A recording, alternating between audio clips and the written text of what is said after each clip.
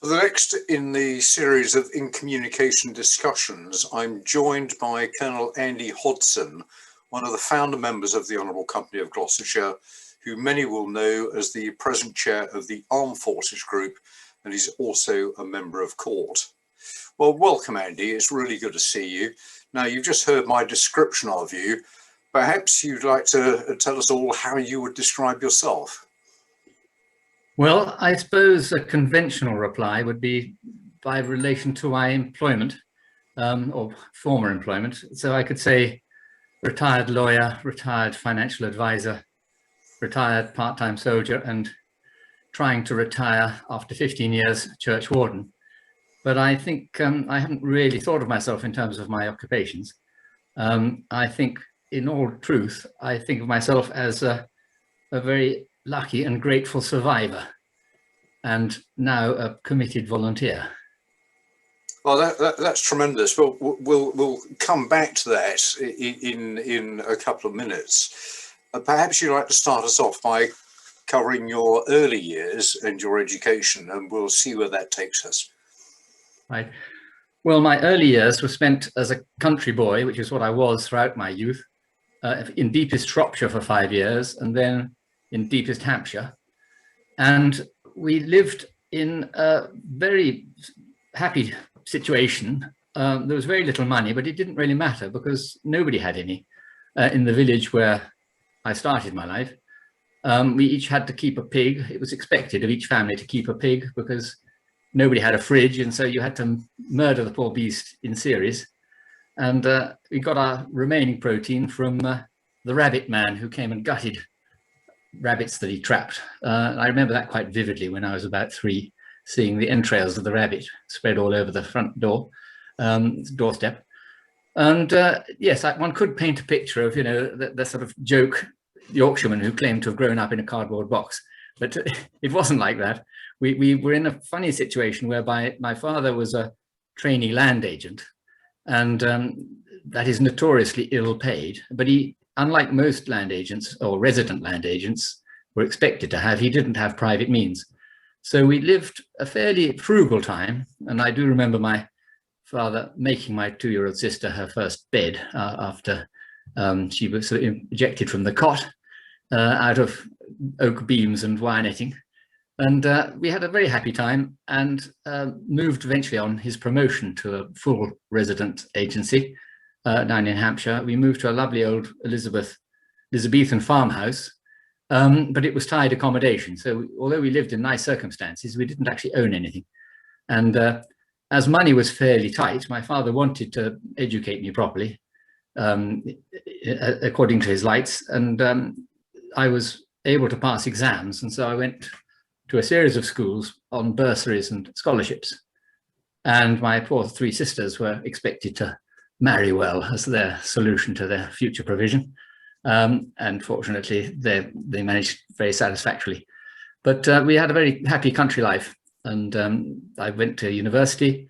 My ambition was to go to my father's college at Oxford, Wadham College, where his father had been as well.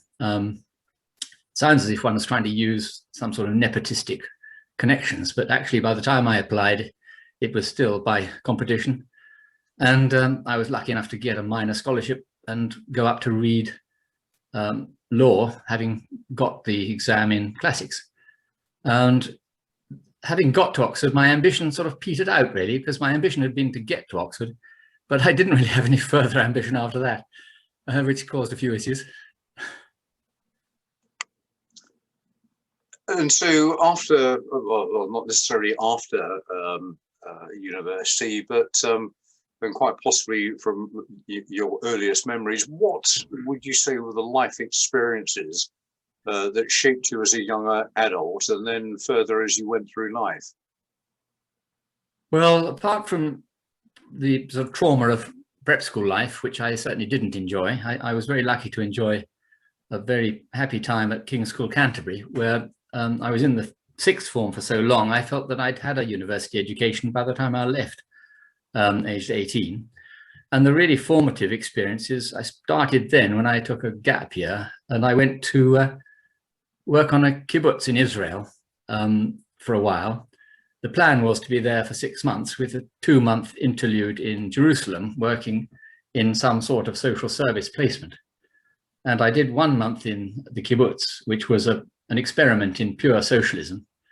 And our pay was ½ a crown a month, and everything was provided, food. The ½ a crown was to buy toothpaste and shoelaces. And then we were moved to Jerusalem. We were all minors at this stage, I should point out, because the legal age of majority was 21. And there were 22 of us, 12 boys and 10 girls, and it was actually a blissfully jolly time, except for the fact that we were housed in the original huts of this kibbutz, which was on the Syrian border, about ½ a mile from the River Jordan. And I never saw the River Jordan because we were firmly warned by our hosts that if you went anywhere near it, the Syrians would open fire with the machine gun post, which was situated a further ½ mile back. And we had to every night check the huts to see whether bombs had been placed on them. And so it was quite high octane. But that was, you know, all very thrilling, and one feels immortal at that age. But then we went down to Jerusalem, and a very formative experience was being a hospital orderly in a children's hospice. These poor young things were afflicted with a combination of muscular dystrophy and arthritis, and none of them were expected to live until they were 20. And the few words of Hebrew I remember include ko'ev, ko'ev, which means it hurts. And they were, when you had to move them to get them out of bed to wash them, you put one hand under their shoulder blades and one behind their knees, and it was like lifting an iron board. You know, they just, this little stiff frame. And our sojourn there lasted 2 months, and just at the end of it, Gamal Abdel Nasser decided to create mayhem in the Middle East and, in effect, provoke the Six-Day War. And being minors, we were ordered out of the country because nobody was prepared to take responsibility for us. And one of the formative experiences of my life was to have to say goodbye to these children. That did affect my attitude. I can see how that as an experience would have started to really get under your skin, as the true value of volunteering is doing stuff for others that they cannot do for themselves. Yes, I'll be perfectly frank about volunteering. I've got more out of volunteering, I think, than volunteering has got out of me. It has, through various stages of my life, it's not an exaggeration to say it's sort of preserved my sanity, because I did earlier say that I rather ran out of ambition when I got to university. And I sort of went through a sort of momentum into the legal profession. You know, I passed the degree. They were very generous. I got an appallingly bad 3rd-class honours degree. And my one regret in that regard is that the term I arrived at Oxford, they abolished 4th-class degrees, because I think it would have been very distinguished to have got one of those, which I'm sure I would have got. And I can tell you that because I subsequently met, years later, I met the man who dished the degrees out, and he confirmed my supposition. But there we are. But having got half the professional qualification as a lawyer, I thought I'd better go on and get the other half, not having any idea of what I wanted to do. And I eventually passed my Part 2s and was lucky enough to get articles, as they were then called, in a very splendid firm in Gray's Inn Square. And so I qualified and, you know, found myself in that direction, but with very little enthusiasm for the law, unfortunately. So, moving on another step, I'd be now very keen to understand, what was it then, although I think I'm beginning to get a glimmer of an idea, what was it that attracted you to joining the Territorial Army? Well, a number of factors came into play. The first one I think I've adverted to, my lack of stimulation as a conveyancing lawyer. I could do it, but I really didn't enjoy it. But I had to do it because by then I was married and a small child on the way. But it was in 1974, which you remember was a very trying year politically. It looked at one point as if the Soviet Republic of Great Britain was a real possibility, with the trade union movement sort of becoming untrammeled. And I thought, if it really gets nasty, I want to know how to defend my little patch. And coincidentally, I'd also felt, as I'd walked past the Duke of York's barracks on my way to work, a magnetic attraction to the idea of emulating the person in the poster who was looking fierce and dangling under a parachute. I had flown with the Royal Air Force Volunteer Reserve at university as a cadet pilot, and so I'd become used to the idea of wearing prickly serge battle dress.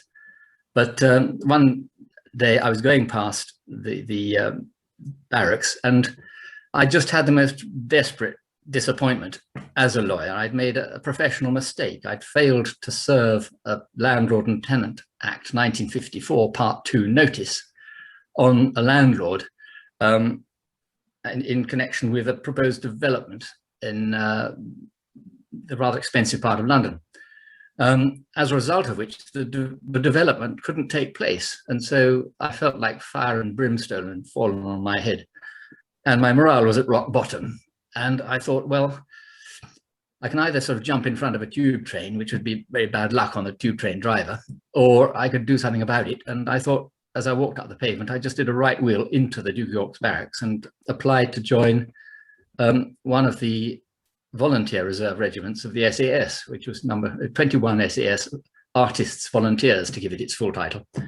And not a lot of people know that there are actually 3 SAS regiments, one of which is the one that everybody knows about, 22, but the others are 21 and 23, and they are part-timers. And so I applied to have a crack at that. And I thought, if I can do this, then my morale will be restored to something like an even keel. And I did apply. They asked me in the medical whether I was a long-distance swimmer. And I said, no. Why do you ask? And they said, well, you've got an extraordinary lung expansion. And I said, well, that's probably because I rowed at university. Ah, that's it, they said. And so I marched out of the barracks and was told to report back on a day in January, about 2 months later. And 64 of us lined up in alphabetical order. The man next to me, also surname beginning with H, turned out to be a second cousin whom I'd never met before. Nice man. And anyway, off we went on a 6-month selection process of weekends and the odd week interspersed, at the end of which 22 of us got through, which leads me to believe that they're always short of people. And I think they must have been particularly short of people to pass so many of us, me particularly, because the normal success rate is 1 in 7, allegedly. But we managed to get 1 in 3 get through. And they were a very jolly bunch of people from all walks of life, and very, very interesting.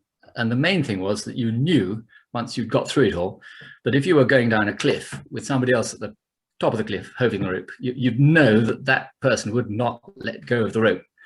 And when I moved away from London and joined our local splendid yeomanry, the Royal Wessex Yeomanry, in A Royal Gloucestershire Hussars Squadron in Gloucester, there were wonderfully splendid people there, but I didn't have quite the same confidence that if I was dangling off a cliff with one of them at the top, I wouldn't be absolutely sure that he would actually not let go.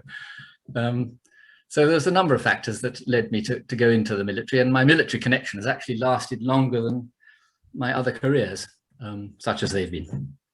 Andy, that is an extraordinary tale, and I've never before heard SAS Selection being chosen as a way of improving one's morale, because it's one of the toughest things known to men. And I must admit, and I've worked alongside some of these chaps, and they are quite extraordinary. But of course, the general perception is that they're all Supermen. Does that mean I need to consider you in future as a Superman Andy Hodson? No, I think to be perfectly honest, I don't, as a general rule, talk a lot about the SAS, but I do feel that it does need demystification, if you know what I mean, or mystification. It is undoubtedly a very select bunch of people. They are not Supermen. To meet any of them, you'd think they were pretty ordinary. but they do have some exceptional qualities. They are not, as portrayed by that ludicrous journalist Ben McIntyre, they're not a collection of psychopaths. And I'll digress briefly to say that when I was doing this survival bit, we were a very experienced staff sergeant was in charge of teaching us how to dispatch a sheep. And we got this very elderly sheep, which had been purchased from a Welsh farmer who knew his business. And before he slit its throat, he apologized to the sheep. So not the actions of a psychopath, but they are, and you do have to be unusual to get in. You have to have, I think, significantly greater than normal reserves of willpower, because it's extremely uncomfortable at times. And unless you really want to get in, you decide, really, I'll try something else. You know, there's better ways of spending a miserable weekend than undergoing the pain and suffering that is involved to get through. But you just kept your eye on the goal and kept going. And so they're not Superman, no. I'm by no means being a Superman, as my wife would be only too keen to tell anybody that doubted that fact. But I do have a significant amount of willpower when I choose to exercise it. And what family connections do you have with the military? Clearly, you were born shortly after the Second World War, so the First World War was probably in sight for your grandfather as well as the second for your father.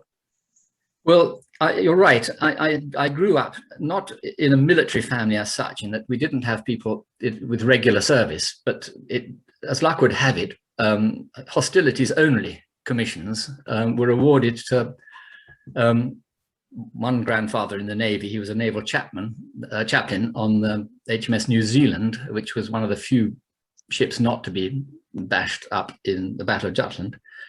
The exception was my maternal grandfather, who was an old contemptible and went all the way through World War I as a subaltern. He was one of the only people of his generation to survive, and it really wrecked him because all his friends were killed.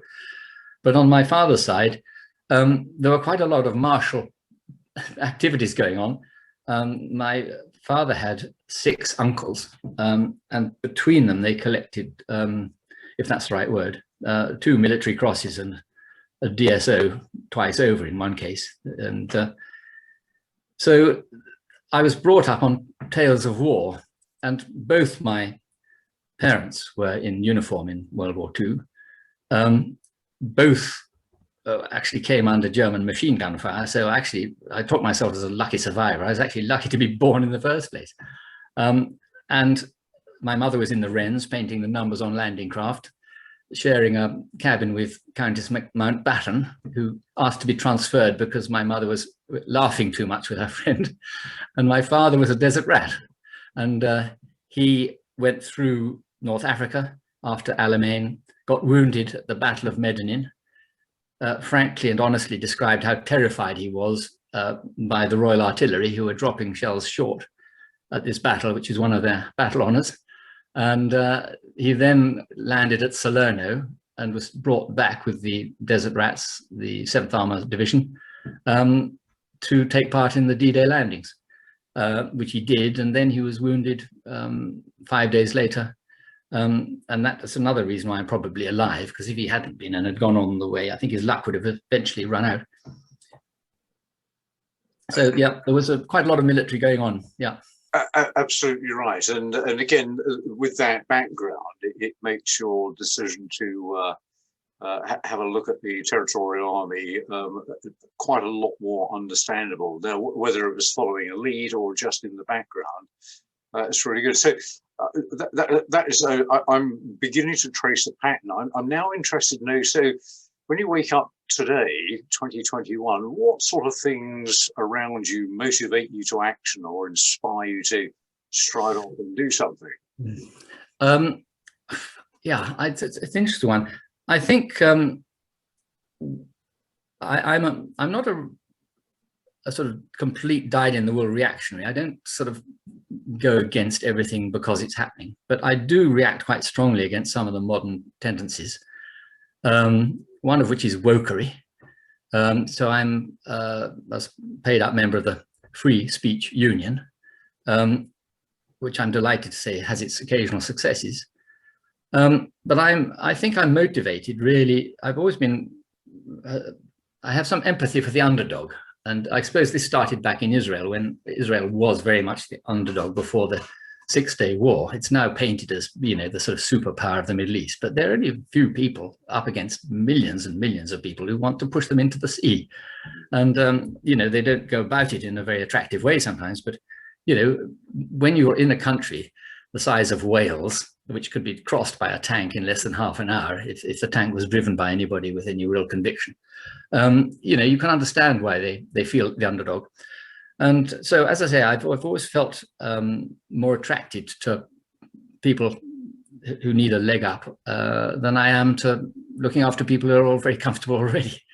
So that, I suppose, has led me to one of the current things I'm doing, which is I was asked by the chairman of the parish council to lead the Frampton-on-Severn emergency response team. And all my friends immediately paint me as a kind of Captain Mannering figure. And I'm trying my best to channel Sergeant Wilson. But we have reconstituted the team, and it did cope pretty well, actually. And I can say that because I wasn't actually there. I trained them up and then went away for last Christmas. And as I was driving down the road out of the village, as the water was swirling up around my ankles and I was due to be with my daughter, I thought, gosh, should I be doing a U-turn and going back and manning the barricades and the control headquarters? And I thought, well, no, I've trained my team. I've trained us all to be able to cope with redundancy, or, you know, people being knocked out of the All-Back. And so I pressed on, not entirely unmindful of the fact that if I had turned around, I think my wife would have probably killed me. But they did awfully well. And, you know, as a result, we were heartily thanked by the parish council chairman. And we continue to be active in recruiting and training for the next round of floods, which are undoubtedly on their way. And that item there plays right back into your earlier comment about volunteering and doing things for others that they often cannot do for themselves. I think, Andy, we've got time left for just one last question, and that really is the quickly to explore the historical connections that you and your family have with Gloucestershire in particular, and the Wessex area in a slightly more general sense. Well, thank you for that one, because my family does go back a bit, like everybody's, of course. It's rather like every woman marries beneath her. You know, but we have been infesting Gloucestershire for quite a while. And my father grew up in Minchinhampton, and his father was rector there for nearly 3 decades. And his grandfather had been curate there before him, before becoming vicar of Charlton Kings, and then Oddington.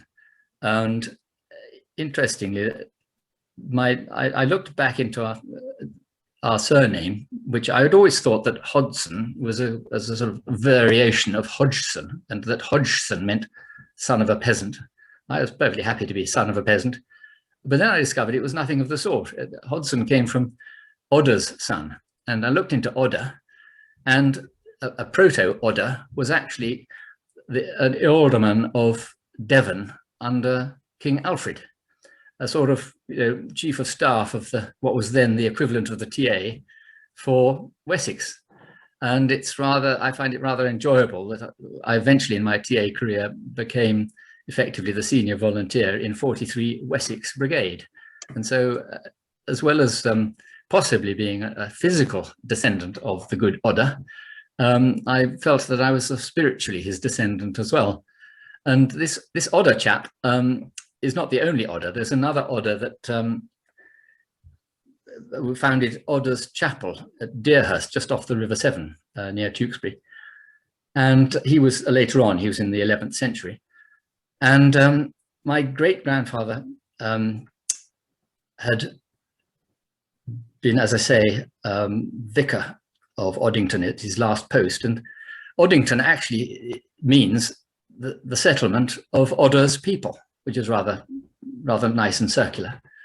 And so with all these Odders in the background, I have felt that there's a very good chance that one of my lineal ancestors came over with the West Saxons before they founded Winchester, the capital of Wessex, where both of us were born, I was delighted to find. And so having been born in the ancient capital of Wessex, I feel as much a Wessex man as I do a Gloucestershire man. But I very much feel a Gloucestershire man, having lived here in the same house for the last 45 years. Andy, thank you. We have run out of time, but I don't really sense, I know we can go on chatting for a great deal longer yet. Maybe when we get to the end of the series of In Communication, they'll let us have another go and we can go and ferret around and explore a few other areas. But thank you very much. That's been a very fascinating just over 20 minutes. And I'm delighted to know you. And thank you very much for joining me in this interview this evening. Thank you very much indeed. Thank you, Dusty, very much indeed. And I reciprocate.